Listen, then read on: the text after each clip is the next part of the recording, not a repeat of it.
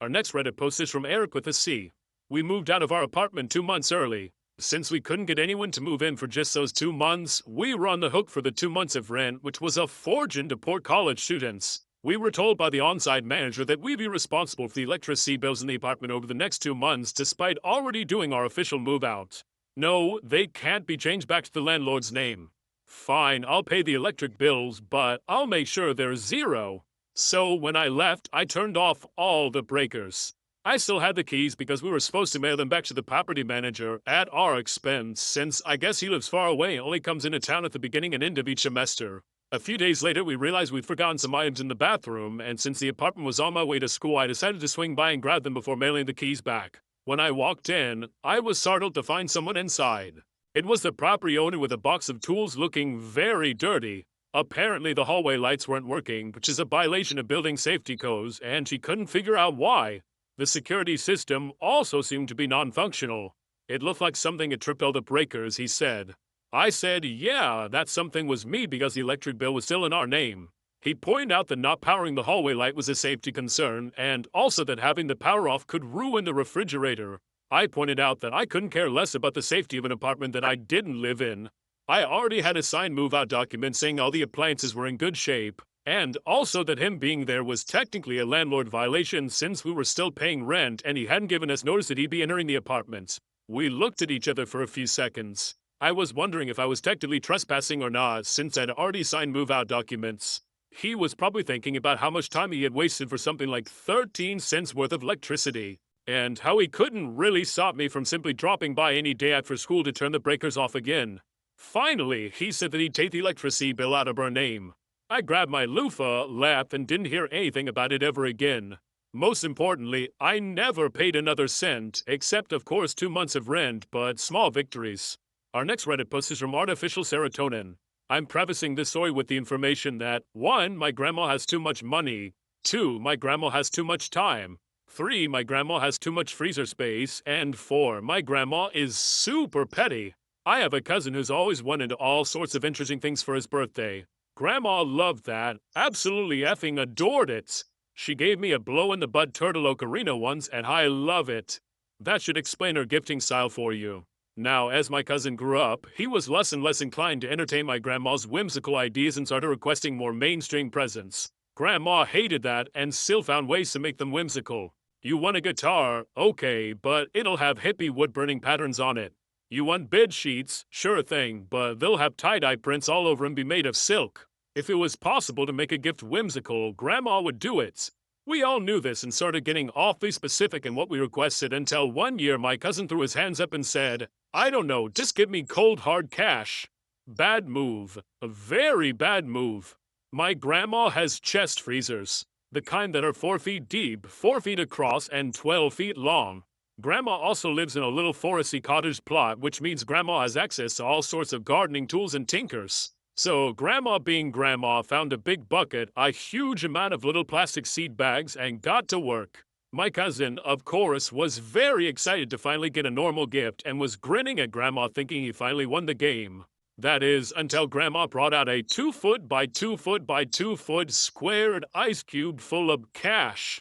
It wasn't frozen together either. Oh no. Grandma had gotten creative and layered the frickin' ice gradually, freezing the cash all day throughout the entire cube. This thing was icy white and dripping when she brought it into the room, and Grandma proudly announced that since he wanted cold hard cash, she gave him exactly that. This madwoman froze the equivalent of $1,000 in the ice and mixed money. There were coins and dollar bills in little seed bags near the center of the ice cube. It took the block about a week to melt because my cousin's birthday is in January and his mother refused to let it melt in the house for fear of water damage. So they put it in the garage where it slowly melted. Moral of the story, don't screw with Grandma and her whimsical presents. Our next Reddit post is from Burn the Oil. I'm a bartender at a little hole-in-the-wall watering hole with a very regular and very loyal customer base. I had last night off, so I met up with a friend at another bar for a few drinks and some food. After supper, we decide to walk to the bar I work at to cap off the evening. We get there, and there's a good energy going on. The music is a bit louder than usual, and there's maybe 10 patrons in the bar. We had this one customer who's extremely wealthy, and it's nothing for him to spend $200 to $400 a night multiple times a week buying everyone rounds. As such, he's treated like royalty around here. So I'm sitting there having a really good time, enjoying a beer, and decide that I want to add a song to the jukebox. I grab a $5 bill and walk over, only to notice 63 credits showing on the screen. No big deal, I think. I'll just put my $5 in, request a few songs, and leave the 63 credits untouched. But no! Our wealthy regular, let's call him Jack, sees me perusing the jukebox and comes up and physically pushes me away from it. I ask him what the F he's doing, and he says those are his credits, and no one's allowed to touch the jukebox until he's used them up. I point out that I have my own $5 and no intention of using any of his credits. Nope, not good enough. No one is allowed to touch it until he's done with them. I know it's not worth arguing, so I step back and he starts requesting songs till he's used up every single credit. Each song costs 2 to 5 credits, so he's put in a lot of songs. Each song gives you the option to pay an extra 2 credits to have your song played next, but I noticed that he wasn't using it. This particular brand of jukebox has an accompanying phone app. I didn't have it downloaded prior to last night, but I do now. I calmly sat down on my table with my friend and put my plan in motion.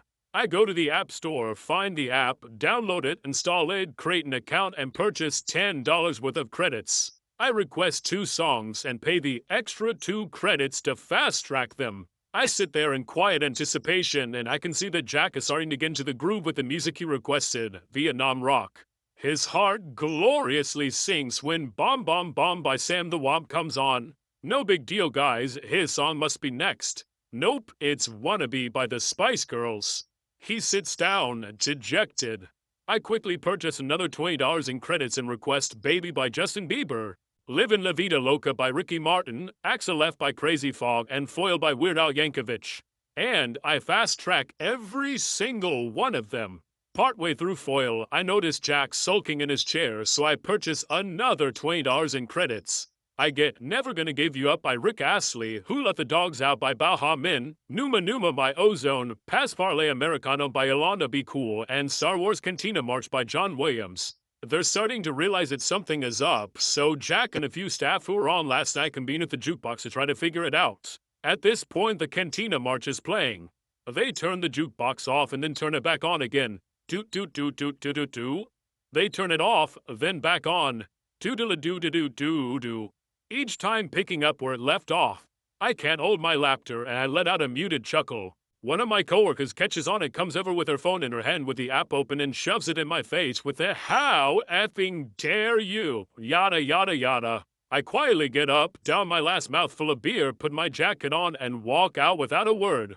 I walk down the street to the Greasy Spoon that our staff and customers are regulars at due to its proximity. I sit down, order a beer and a burger, and proceed to log back into the app.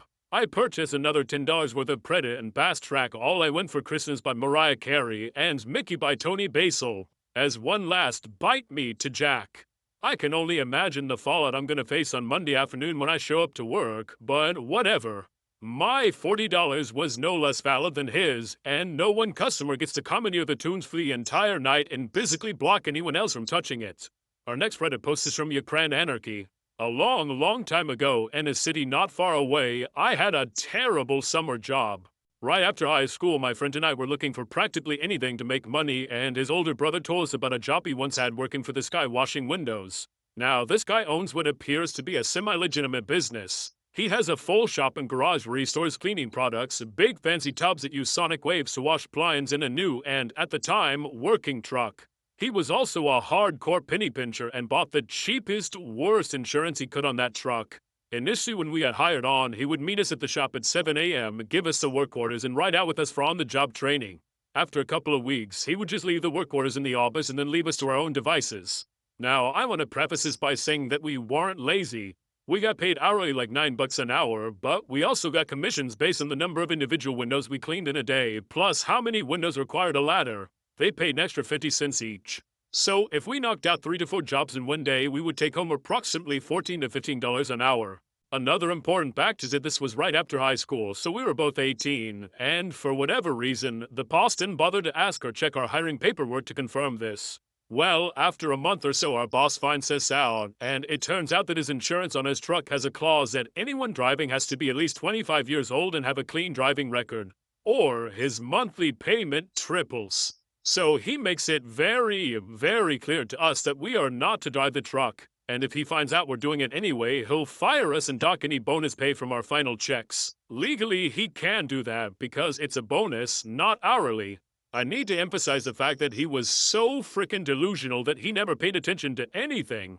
So one day we come into the shop and see a stack of about 15 jobs. However, he didn't schedule anyone else except for the two of us that day. He never actually scheduled himself because he expected the shop to just run itself. Cue malicious compliance. He liked to micromanage, but simultaneously he never picked up the phone if we called him. So despite calling him numerous times to let him know we can't do anything, we just end up sitting in the shop and listening to the radio for most of the day. This was also only a year or two after smartphones came out, so things like streaming music and movies or playing games on your phone was essentially non-existent unless you had a spare $1,000 lying around to buy a fancy new iPhone 2. Fast forward about 5 hours, and the boss calls one of us to ask how things are going, how many jobs we'd finish if we needed help to get anything completed.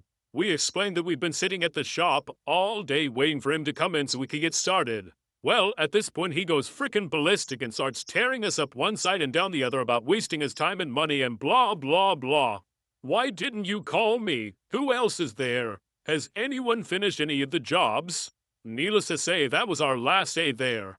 But we threatened to report him if he didn't pay us for the time we sat in the shop that day. So we still got paid almost a full day's wages, and from what I heard within a year or so later, his shop folded, so win-win I guess. Our next Reddit post is from Chain. I was playing Uno the other night with my wife and brother. We've been playing for a few hours at this point and having an absolute blast. As most long Uno sessions go, there have been multiple alliances, all broken, re-established, and betrayed yet again. And this particular round, my wife and brother were at each other's throats, just really doing everything they could to hurt each other. Insults were flying, and the sheer number of reverse cards that were played honestly defied physics. And there I was, caught in the crossfire. Two superpowers at war, and I'm the third world country caught in the middle. Then, the fateful moment happens. My wife slaps down a red 4 and triumphantly announces, Uno!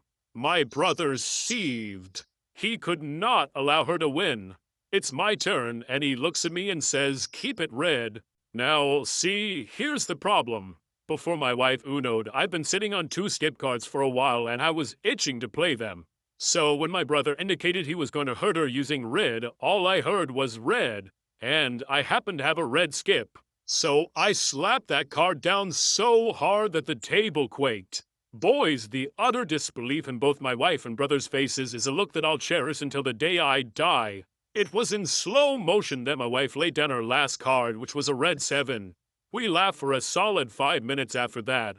That malicious compliance is still being muttered about in my house and in any group chat that contains me and my brother.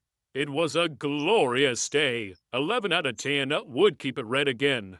That was r/malicious compliance, and if you like this content, check out my Patreon where I publish extra videos. Also, hit that subscribe button because I put out new Reddit videos every single day.